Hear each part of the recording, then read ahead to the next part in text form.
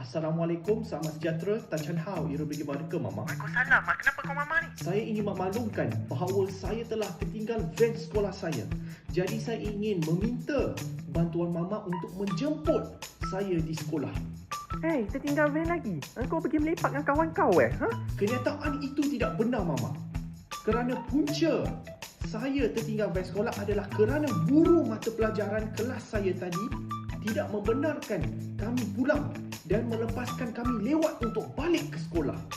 Jadi bukan saya seorang saja yang mengalami masalah ini, tetapi banyak lagi anak-anak dan murid-murid yang menghadapi masalah yang sama. Okey, Mama tengah dalam meeting ni. Jadi Mama tak tahu sempat ke tak sebenarnya nak ambil awak ni. Kalau tak boleh ambil, cakap tak boleh ambil. Jangan hari ini kata lain, esok kata lain. Yelah. Nanti lagi 20 minit Mama sampai. Baik. Jangan pergi mana-mana pula. Terima kasih, Mama.